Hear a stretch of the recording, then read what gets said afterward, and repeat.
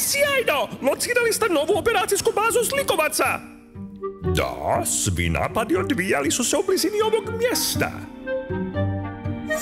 Sad je jedini problem kako ih uhvatiti. Ima ih puno i znaju se braniti. Zapravo imam plan.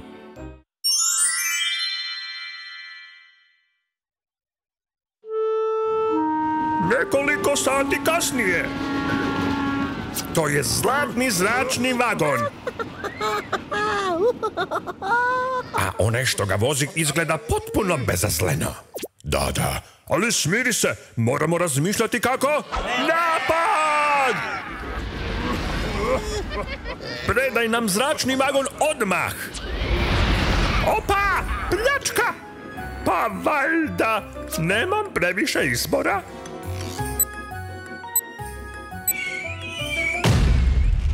Oprostite, ali ako vam ne smeta, možete li mi reći je li ovo baklja bila signal ili nešto slično? Je li ovo zamka? Naravno, dragi Negagiri. Ovo je zamka, odmah se povucite! Povlačenje! Kad bih mogao samo tako pobjeći. Jesam te! Predaj se!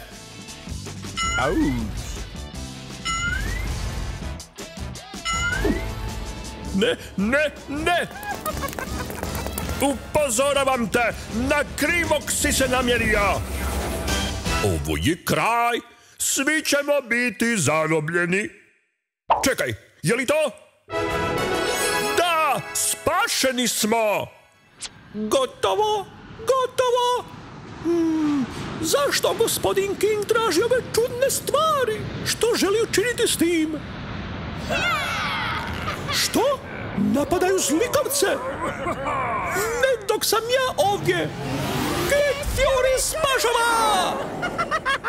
Dečki, zaboravite na ostale negativce, želim sve nakon Kid Furya! Ne plašiš me?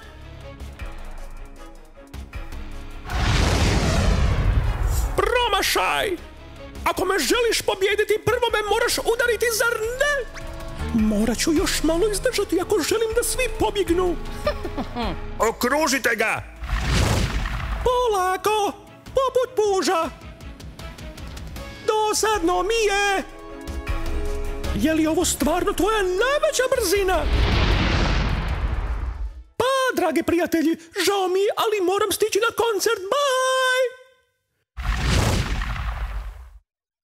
Ovoga puta nećeš pobjeći! O, tako si sladak! Dobra ga!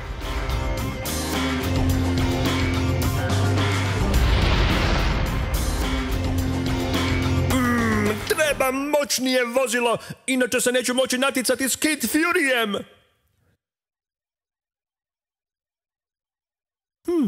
Zanimljivo. Vrlo zanimljivo. Ali što piše, što kaže? Super zanimljivo. Napokon znamo tko stoji iza napada Kid Furyja. Da razmislim, on je u zatvoru, ali gospodin King? Naravno, dragi Albert G, naravno.